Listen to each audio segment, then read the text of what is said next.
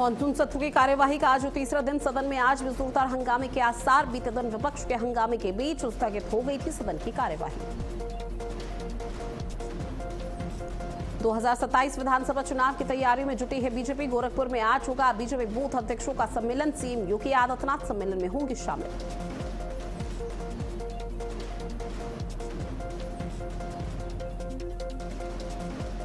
अयोध्या में आज राम मंदिर ट्रस्ट की बड़ी बैठक। मणिदास छावनी में शाम 4 बजे होगी बैठक। एसआईटी रिपोर्ट समेत कई अहम मुद्दों पर चर्चा। डिप्टी सीएम ब्रजेश पाठक आज हरदोई का दौरा। शहीद मेजर पंकज पांडे की प्रतिमा का करेंगे अनावरण। डिप्टी सीएम ब्रजेश पाठक के दौरे को लेकर प्रशासन अलर्ट। और देश भर में भारी बारिश का अलर्ट हुआ जारी। अगले 24 घंटे भारी बारिश की चेतावनी जारी। पहाड़ों में लैंडस्लाइड से बढ़ा खतरा। उत्तर प्रदेश बिहार में बिजली गिरने की संभावना।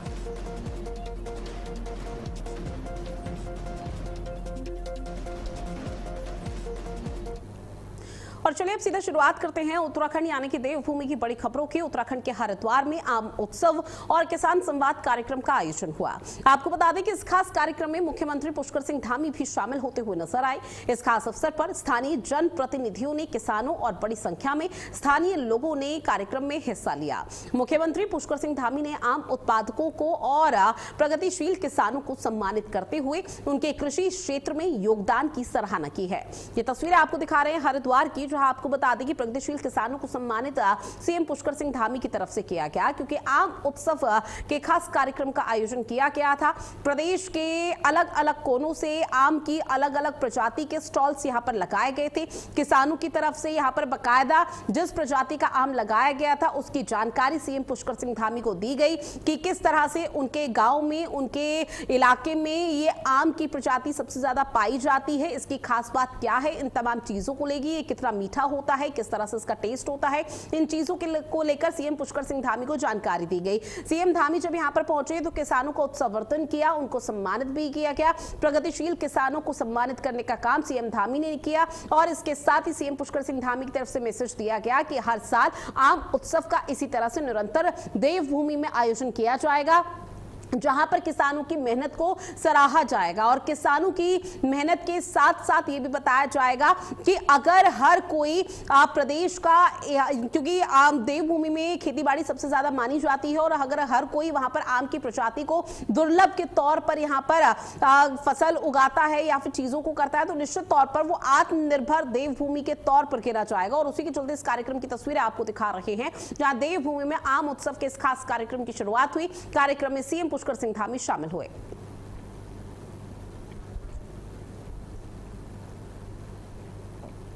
साथ ही 30 जुलाई से शुरू होने वाली कांवड़ यात्रा को लेकर उत्तराखंड सरकार ने तैयारियां तेज कर दी हैं। हरिद्वार में मुख्यमंत्री पुष्कर सिंह धामी ने उच्च स्तरीय समीक्षा बैठक कर अधिकारियों को सभी व्यवस्थाएं समय पर पूरी करने के निर्देश दिए। मुख्यमंत्री पुष्कर सिंह धामी ने कहा कि श्रद्धालुओं की सुरक्षा और सुविधा सरकार की सर्वोच्च प्राथमिकता है। उन्होंने एआई, ड्रोन और सीसीटीवी कैमरे के माध्यम से निगरानी, महिला श्रद्धालुओं के लिए pink toilet, medical camp, traffic प्रबंधन और कानून व्यवस्था पर विशेष फोकस किया। साथ ही स्पष्ट निर्देश दिए हैं कि वीआईपी मूवमेंट के कारण कांवड़ यात्रा किसी भी स्थिति में प्रभावित नहीं होनी चाहिए।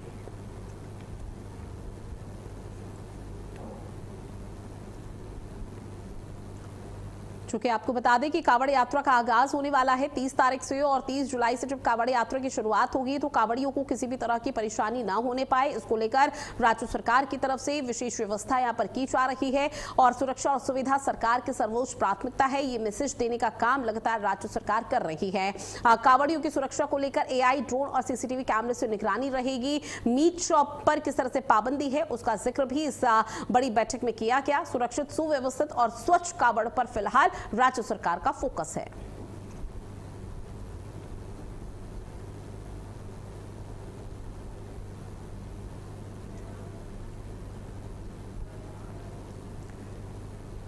साथ ही उत्तराखंड के सैनिक कल्याण मंत्री गणेश जोशी ने नई दिल्ली में chief of defence staff general NS Raja Subramani से शिष्टाचार मुलाकात की है। इस दौरान उन्होंने नवनियुक्त सीडीएस को शुभकामनाएं देते हुए सैन्य धाम और सैन्य संग्रहालय के विकास के लिए भारतीय सेना से सहयोग का आग्रह किया है। आपको बता दें कि मंत्री ने सैन्य धाम में आर्मी बैंड की प्रस्तुति की व्यवस्था कराने का अनुरोध किया है। वहीं सीडीएस ने हर संभव सहयोग का भरोसा दिया और सितंबर में देहरादून में होने वाले पूर्व सैनिकों के स्वागत समारोह में शामिल होने का निमंत्रण भी स्वीकार करने पर सकारात्मक संकेत दिया है।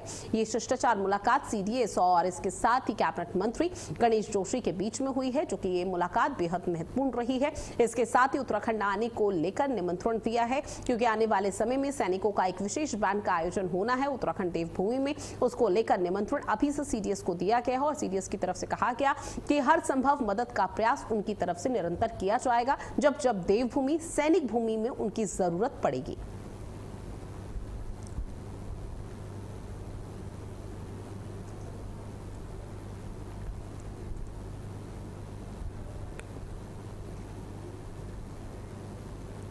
साथ ही राज्य के युवाओं को विदेश में सीधे रोजगार उपलब्ध कराने की दिशा में उत्तराखंड सरकार की मुहिम अब तेजी से आगे बढ़ रही है। मुख्यमंत्री पुष्कर सिंह धामी के निर्देश पर मुहिम चलाई गई थी। राज्य सरकार के प्रयासों से जापान से आए जो प्रतिनिधि मंडल है, उन्हें सर्वे चौक देहरादून स्थित क्षेत्रीय सेवायोजन कार्यालय और दून विश्वविद्यालय का भ्रमण किया गया। आपको बता दें कि जापानी प्रतिनिधि मंडल का ये दौरा उत्तराखंड और जापान के मध्य कौशल विकास, जापानी भाषा प्रशिक्षण और अंतर्राष्ट्रीय रोजगार सहयोग को नई गति प्रदान करने की दिशा में महत्वपूर्ण भूमिका निभाता है। भ्रमण के दौरान प्रतिनिधि मंडल ने राज्य सरकार ने युवाओं को दिए जा रहे भाषा और कौशल प्रशिक्षण कार्यक्रमों का अवलोकन किया और जाना कि उत्तराखंड सरकार किस प्रकार युवाओं को वैश्विक रोजगार के लिए तैयार कर रही है। जापानी प्रतिनिधि मंडल ने दून विश्वविद्यालय का भ्रमण कर जापानी भाषा विभाग के प्राध्यापकों और प्लेसमेंट प्रभारियों के साथ बड़ी बैठक की। ये तस्वीरें आपको उस दौरान की ही दिखा रहे हैं, क्योंकि लगातार देखने को मिल रहा है रोजगार के क्षेत्र में किस तरह से राज्य सरकार निरंतर काम कर रही है। कुछ छात्र ऐसे हैं जो नौकरी के लिए नए अवसर उनको मिले, जापान, चीन और अलग अलग जगह पर विदेश में उन्होंने परचम लहराया, लेकिन जब जापानी प्रतिनिधिमंडल यहाँ पर पहुंचा तो उनको अलग अलग विश्वविद्यालय में घुमाया गया, भ्रमण किया उन्होंने और बारीकी से परखा कि यहाँ पर किस तरह से पढ़ाई होती है, किस तरह से कौशल और भाषा प्रशिक्षण पर सरकार का विशेष फोकस रहता है। और दून विश्वविद्यालय का भ्रमण करते हुए उन्होंने जाना भी कि जिस तरह से छात्रों का यहाँ पर बिहेवियर रहता है उसको लेकर कितनी सजग ना सिर्फ शिक्षा विभाग है और बल्कि खुद राज्य सरकार भी है। और इस दौरान राज्य सरकार की तरफ से ये भी मैसेज देने का प्रयास किया गया कि अलग अलग विश्वविद्यालय जो कॉलेज है, यूनिवर्सिटीज है, वहां पर युवाओं को जापान में रोजगार की तैयारी है और उसी के चलते लोगों से भी वार्ता की जो तस्वीरें हैं सामने आती हुई नजर आई।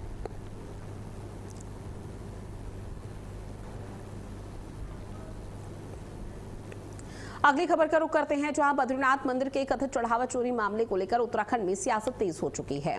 मामले पर हुई गिरफ्तारियों के बाद अब कांग्रेस ने सरकार पर सवाल खड़े कर दिए हैं। देहरादून में प्रेस कॉन्फ्रेंस के दौरान कांग्रेस के प्रदेश अध्यक्ष गणेश गोदियाल ने मंदिर समिति के अध्यक्ष की भूमिका भी निभाई और निष्पक्ष जांच की मांग की है। कांग्रेस का आरोप है कि इतने गंभीर मामले के बावजूद भी अध्यक्ष को पद से नहीं हटाया गया। पार्टी ने मुख्यमंत्री से पूरे मामले पर स्थिति को स्पष्ट करने और जरूरी कार्रवाई की मांग की है।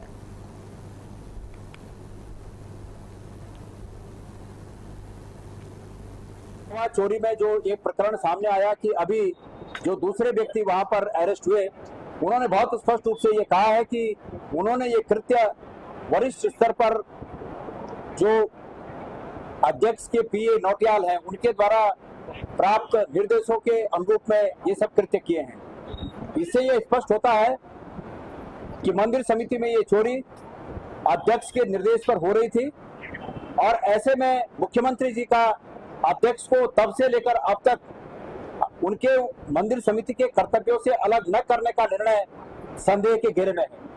मैं मुख्यमंत्री जी से पूछना चाहता हूं कि इतने प्रमाण मिलने के बाद भी आपने मंदिर समिति के अध्यक्ष को जो जीवन दान दे रखा है पद के रूप में, उसके पीछे आपकी कौन सी दोस्ती का कारण है। श्री बद्रीनाथ जी में चढ़ावा चोरी में जो एक प्रकरण सामने आया कि अभी जो दूसरे व्यक्ति वहां पर अरेस्ट हुए, उन्होंने बहुत स्पष्ट रूप से ये कहा है कि साथ ही बद्रीनाथ मंदिर के कथित चढ़ावा चोरी मामले पर कांग्रेस के आरोपों के बाद अब बद्री केदार मंदिर समिति यानी कि बीकेटीसी के अध्यक्ष हेमंत द्विवेदी जिन्होंने पलटवार कर दिया है। आपको बता दें कि देहरादून में प्रेस कॉन्फ्रेंस कर उन्होंने कहा कि मामले पर 3 स्तरीय जांच इस वक्त चल रही है और दोषियों को किसी भी कीमत पर बख्शा नहीं जाएगा, उनको माफ नहीं किया जाएगा।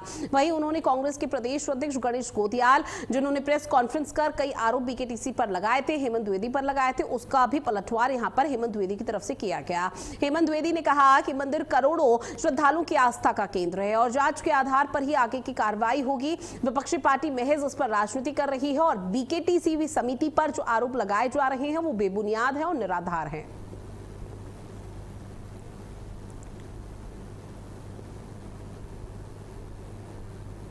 तो देखिए, बद्रीनाथ में चढ़ावा चोरी मामले को लेकर इस वक्त 3 स्तरीय जांच समिति लगातार कार्रवाई कर रही है। जो भी दोषी होगा उसे बख्शा नहीं जाएगा, राज्य सरकार की तरफ से कहा गया। बद्री केदार समिति की तरफ से भी यह बाकायदा बताया गया कि किसी भी तरह से इस पूरे मामले पर माफ नहीं किया जाएगा दोषियों को। लेकिन कांग्रेस के प्रदेश अध्यक्ष गणेश गोदियाल की तरफ से प्रेस वार्ता कर बीकेटीसी के अध्यक्ष हेमंत द्विवेदी उन पर गंभीर आरोप लगाए गए और कहा गया कि कमाल है कि राज्य सरकार ने अभी तक बीकेटीसी की समिति के जो अध्यक्ष हेमंत द्विवेदी है उन्हें अपने पद पर विराजमान रखा है, उनको उनके पद से निष्कासित नहीं किया। तो इसके बाद हेमंत द्विवेदी ने भी अब प्रेस कॉन्फ्रेंस की और जो भी आरोप गणेश गोदियाल की तरफ से लगाए गए थे उसका सीधे तौर पर पलटवार किया गया। उन्होंने कहा कि इस पूरे मामले पर लगातार जांच की जा रही है, दोषियों को माफ नहीं किया जाएगा। इस पूरे मामले को लेकर जो भी दोषी होगा उसको सख्त से सख्त सजा दिलाएगी और बीकेटीसी का पूरा सहयोग एसआईटी और लगातार हर जांच टीम को है। इसके साथ ही उन्होंने कांग्रेस के प्रदेश अध्यक्ष गणेश गोदियाल पर निशाना साधा, साथ ही कहा कि गणेश गोदियाल महज कोरी राजनीति करने का प्रयास कर रहे हैं और जिस तरह के आरोप उन्होंने हेमंत द्विवेदी जो कि बीकेटीसी समिति के अध्यक्ष हैं उन पर लगाए हैं वो महज बेबुनियाद है, निराधार है, उसमें कोई भी सच्चाई नहीं है। अगर चोरी हुई है और इस बारे में हेमंत द्विवेदी को जानकारी होती तो वो खुद इस बात की जानकारी राज्य सरकार को देते। साथ ही देखिए, केदारनाथ धाम में सुरक्षा को लेकर पुलिस का एक बड़ा अभियान अब शुरू हो चुका है। ऑपरेशन कालनेमी के तहत रुद्रप्रयाग पुलिस ने विशेष सत्यापन अभियान चलाया है। इस दौरान बाबा और संत के भेष में रह रहे 15 ऐसे लोगों को चिन्हित किया गया जो अपनी पहचान से जुड़े हुए दस्तावेज पुलिस के सामने नहीं रख सके यानी कि दिखा पाए। अब पुलिस ने जांच के बाद सभी के खिलाफ कार्रवाई करते हुए उन्हें धाम से वापस भेज दिया है।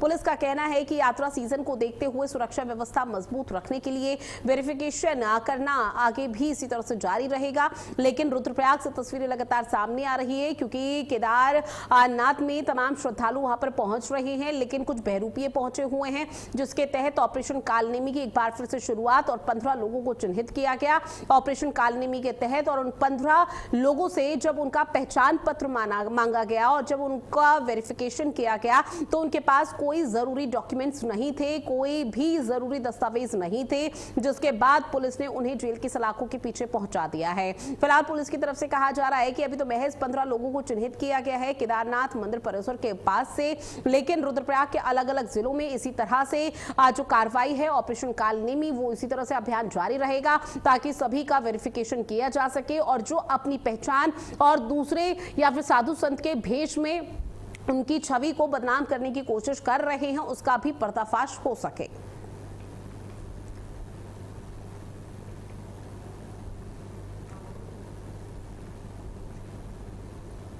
की पुलिस माननीय मुख्यमंत्री महोदय के निर्देशन में ऑपरेशन कालनेमी पूरे उत्तराखंड राज्य में चल रहा है, जिसमें हमारी जनपद रुद्रप्रयाग की पुलिस ने भी इस बार कार्य किया है। केदारनाथ धाम में कई ऐसे लोग हैं जो वहाँ पर बाबा या संत बनकर वहाँ पर रहते हैं, तो उन्हीं में हमारे द्वारा सत्यापन किया गया, ऑपरेशन कालनेमी चलाया गया और 15 ऐसे लोगों को चिन्हित किया गया जिनके पास कोई भी प्रमाण पत्र, कोई भी आइडेंटिटी कार्ड नहीं था और वो अपनी पहचान के बारे में कुछ भी नहीं बता पाए और संदिग्ध प्रतीत होने पर हमारे द्वारा उनके विरुद्ध कार्रवाई की गई और साथ ही साथ उनको केदारनाथ धाम से वापस किया गया।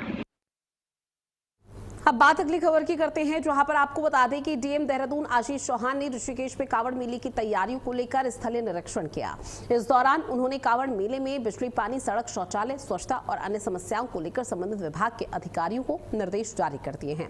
साथ ही डीएम ने कांवड़ मेले के दौरान उत्पन्न होने वाली समस्याओं को लेकर स्थानीय लोगों से भी बातचीत की। साथ ही अधिकारियों को 25 जुलाई तक सभी तैयारियां पूर्ण करने के निर्देश दिए हैं।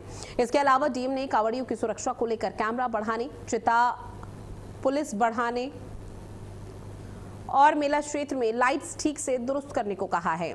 साथ ही मौके पर संबंधित विभागों के सभी अधिकारी भी मौजूद रहे। तो देखिए 30 जुलाई से कांवड़ यात्रा का आगाज हो रहा है। कांवड़ यात्रा की शुरुआत हो रही है। ऐसे में हरिद्वार ऋषिकेश में कांवड़ियों का जमावड़ा देखने को मिलेगा और 25 जुलाई तक डीएम की तरफ से आदेश दिया गया है कि सभी अधिकारी गण फिलहाल अपनी तैयारियों को दुरुस्त कर ले और 25 जुलाई तक पूरा करें, ताकि कांवड़ी जब यहां पर पहुंचे और देवभूमि का रुख करे जल चढ़ाने को लेकर, तो इस दौरान उनको कोई भी परेशानी ना होने पाए। और ऐसे में कांवड़ियों की सुरक्षा और उन पर निगरानी रखने के लिए भी लगातार कैमरे दुरुस्त करने की बात की जा रही है। कैमरों की संख्या बढ़ाने की बात की जा रही है। एआई और तकनीकी माध्यम से उनकी सुरक्षा और उन पर नजर भी रखी जाएगी, क्योंकि कुछ लोग अमूमन तौर पर देखने को मिलते हैं कांवड़ियों के भेष में घुस जाते हैं और उसके बाद ऑपरेशन कालनी में भी दूसरी तरफ चलाया जा रहा है। अब ऐसे में कांवड़ियों को कोई समस्या ना होने पाए, उसको लेकर विशेष तौर पर तैयारी लगातार धरातल पर की जा रही है। 25 जुलाई तक सभी तैयारी पूरी हो, इसको लेकर निर्देश डीएम की तरफ से फिलहाल दे दिए गए।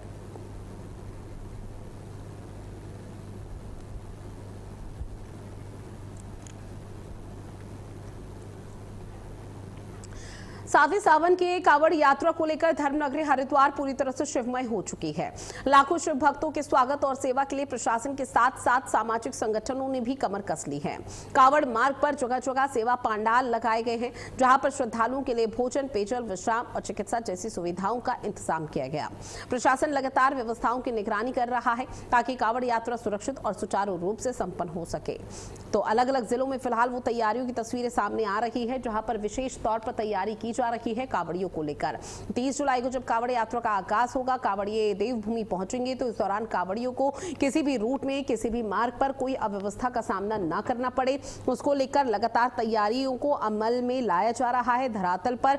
और ऐसे में कहा जा रहा है कि कांवड़ियों की सुरक्षा सर्वोपरि है। कांवड़ियों को लेकर दिशा निर्देश भी जारी किए गए हैं कि तेज आवाज में म्यूजिक ना बजाएं और इसके साथ ही कोई भी नुकीली चीज अपने साथ वो ना लेकर आए। तो ऐसे तमाम वो निर्देश हैं जो राज्य सरकार की तरफ से भी जारी किए गए हैं। लेकिन दूसरी तरफ प्रशासनिक अमला, जिसको लेकर राज्य सरकार ने प्रशासन के लिए तरफ से निर्देश जारी कर दिए हैं, उनका यहाँ पर पालन किया जा रहा है धरातल पर। और कांवड़ियों के आगमन को लेकर विशेष तौर पर तैयारी की जा रही है, क्योंकि अमूमन तौर पर हर साल इस तरह की तस्वीरें सामने आती है। सावन के महीने में जब कांवड़ यात्रा की शुरुआत होती है, तो कांवड़ियों को लेकर विशेष तौर पर हर राज्य की सरकार यहाँ पर तैयारी करती है। और जब बात देवभूमि की आती है, तो पुष्कर सिंह धामी की जो सरकार है, उनकी तरफ से विशेष तौर पर यहां पर इंतजाम किए जाते हैं कांवड़ियों को लेकर कि सड़कों पर या फिर किसी भी तरह की अव्यवस्था का अंबार ना रहे जब कांवड़िये नंगे पैर देवभूमि आएंगे और जल लेकर अपने घर की तरफ प्रस्थान करेंगे। तो यात्रा मार्ग पर जगह जगह सेवा पंडाल की बात की गई है, भंडारे का जिक्र किया गया है, भोजन, पानी और विश्राम की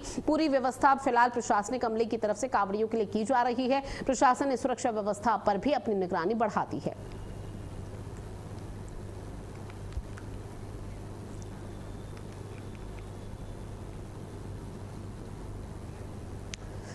अगली खबर, जहां मुख्यमंत्री पुष्कर सिंह धामी की ड्रग्स फ्री देवभूमि अभियान के तहत देहरादून पुलिस लगातार नशा तस्करों पर कार्रवाई कर रही है। अब इसी कड़ी में रायपुर थाना पुलिस ने एक आरोपी को 608 प्रतिबंधित नशीले कैप्सूल के साथ गिरफ्तार किया।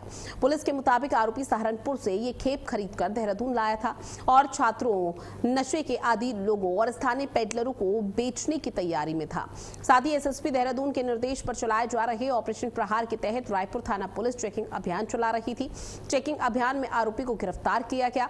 पूछताछ में आरोपी ने गुनाह कबूल किया है। पुलिस का फिलहाल कहना है कि जिले में नशा तस्करों के खिलाफ अभियान आगे भी लगातार जारी रहेगा, लेकिन फिलहाल कुछ आरोपियों की गिरफ्तारी हो चुकी है। उनसे पता लगाया जा रहा है, पूछताछ की जा रही है क्या उनके और भी कोई साथी या यार दोस्त हैं जो कि नशे की खेप दूसरे राज्यों से देवभूमि लेकर आते हैं और मासूम और भोले भाले लोगों को बेचने का काम करते हैं ताकि वो नशे की जद में पड़ सकें। और उसी को लेकर कोशिश ये की जा रही है किसी तरह से उन आरोपियों की पहचान की जाए और उनको भी जेल की सलाखों के पीछे पहुंचाया जा सके। तो देवभूमि को किस तरह से ड्रग्स फ्री बनाना है, नशा मुक्त करना है, उसको लेकर विशेष तौर पर सरकार का यह अभियान जारी है। और उसी अभियान के तहत फिलहाल 2 और आरोपियों की गिरफ्तारी, जब पूछताछ इनसे की गई तो दोनों ने अपने जुर्म को कबूल किया। कल 19 तारीख की यह घटना है। एक महिला द्वारा एक तहरीर रायपुर थाने में दी गई और उसमें बताया गया कि उनकी माता जी, जो कि घर पे अकेली थी, 2 से 2:30 बजे के बीच 2 व्यक्ति आते हैं अपने आप को नगर निगम का कर्मचारी बताते हुए और वो दरवाज़ा खुलवाते हैं। दरवाज़ा खुलवाने के बाद वो उनकी माताजी के साथ मारपिटाई करके उनके कुंडल, अंगूठी, मोबाइल फ़ोन और जो घर में रखे पैसे थे वो लूट कर ले जाते हैं। इस घटना के बाद एसएसपी महोदय द्वारा इसका संज्ञान लेते हुए घटना की गंभीरता को देखते हुए टीम का गठन किया गया। अगली खबर जो है ऋषिकेश में राज्य में जारी रेड अलर्ट पर डीएम आशीष चौहान ने बड़ा बयान दिया है। उन्होंने मानसून सीजन में प्रशासन को अलर्ट रहने के निर्देश दिए हैं। पर्यटकों से अनुरोध करते हुए कहा है कि सुरक्षित स्थानों पर रहें और असुरक्षित स्थान पर मानसून की फोरकास्ट पर नजर रखें और अनावश्यक जोखिम न लें, क्योंकि इस वक्त पहाड़ी इलाकों में लगातार बारिश हो रही है। मानसून पहले ही दस्तक दे चुका है। डीएम की तरफ से अलग अलग जगहों पर लगातार निरीक्षण किया जा रहा है और लोगों को और जो पर्यटक देवभूमि आने का विचार बना रहे हैं उनको भी कहा जा रहा है कि घरों से बाहर तभी निकलें या देवभूमि आने का प्लान तभी बनाएं जब आप मौसम की पहले अपडेट लें, क्योंकि पहाड़ी इलाकों में भूस्खलन, लैंडस्लाइड के मामले बढ़ रहे हैं और इसी को लेकर अधिकारीगण लगातार लोगों को समझा रहे हैं। पहाड़ी इलाकों में, पहाड़ी क्षेत्रों में जो लोग रहते हैं उनका घर से बाहर निकलना भी मुश्किल हो चुका है और जब पर्यटक यहाँ पर पहुंचेंगे तो उनकी परेशानी 4 गुना बढ़ जाएगी, जिसके चलते प्रशासनिक अमले की तरफ से लगातार लोगों को समझाया जा रहा है और पर्यटकों से सुरक्षित रहने की अपील भी लगातार की जा रही है।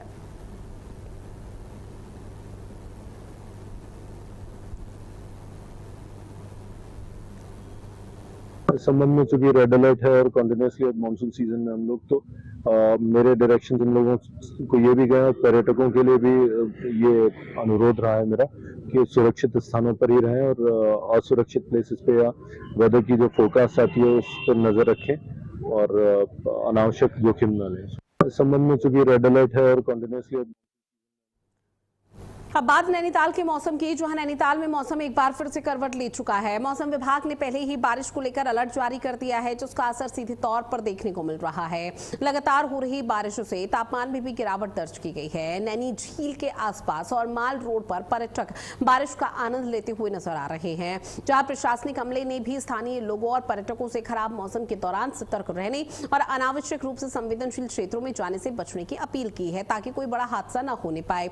मौसम विभाग की माने तो आने वाले 2 दिन एक बार फिर से मौसम बदल सकता है और बारिश को लेकर अलर्ट भी मौसम विभाग की तरफ से फिलहाल नैनीताल के लिए जारी कर दिया है। तस्वीरें आपकी टीवी स्क्रीन पर, एक तरफ जहां पर मौसम खुशनुमा हो रखा है तो वहीं दूसरी तरफ यही मौसम आफत बनकर लोगों के लिए सामने आया है। पर्यटकों को लगातार यहां पर हिदायत दी जा रही है, उनसे अपील की जा रही है कि अनावश्यक जगहों पर ना जाएं, जो कि बेहद संवेदनशील है, क्योंकि अगर लैंडस्लाइड या फिर भूस्खलन की स्थिति होती है तो निश्चित तौर पर एक बड़ा हादसा हो सकता है और इसके साथ ही जो आसपास के लोग हैं उनको भी सचेत किया जा रहा है ताकि वो पर्यटकों को समझा सके और उनको भी जागरूक किया जा सके। अगली खबर रुड़की से है, जहां पर दिल्ली हरिद्वार हाईवे पर एक कार में भीषण आग अचानक से लग जाती है। कार में सवार 2 लोगों ने समय रहते कार से बाहर निकलकर अपनी जान को बचा लिया। सूचना मिलते ही फायर यूनिट रुड़की मौके पर पहुंची और आग पर काबू पाकर एक बड़े हादसे को टाल दिया गया। आपको बता दें कि फायर टीम की तत्परता से कार में लगे सीएनजी और पेट्रोल टैंक को फटने से बचा लिया गया है, जिससे एक बड़ा हादसा फिलहाल टल गया। हालांकि आग की वजह से कार पूरी तरह से जल चुकी है, क्षतिग्रस्त हो गई है। आग लगने के कारणों की फिलहाल जांच की जा रही है।